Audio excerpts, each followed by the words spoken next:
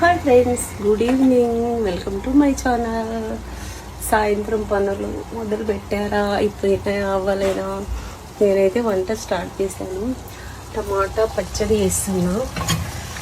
ఇందులో ఏం చేశానంటే నూనె వేసి జీలకర్ర, మెంతులు, ఆవాలు వేసి కచ్చపచ్చ కొన్ని ఎల్లిపాయలు దంచేసి ఈ టమాటా వేసిన. టమాటా కొంచెం మగ్గినాక చింతపండు వేసినాం.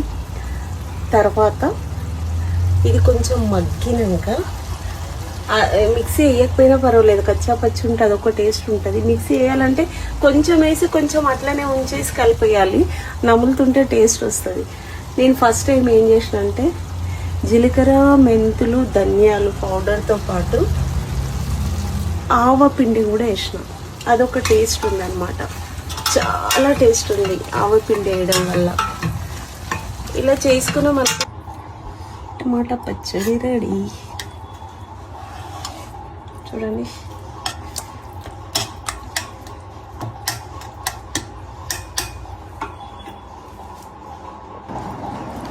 టమాటా పచ్చడి రెడీ. వేడి వేడి అన్నంలో కొంచెం నెయ్యి వేస్తున్నాను.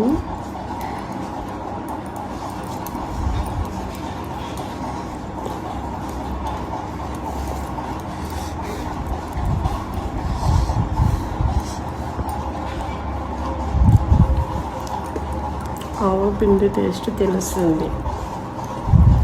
నాకైతే చాలా బాగా నచ్చింది ఆవపిండి వేయడం.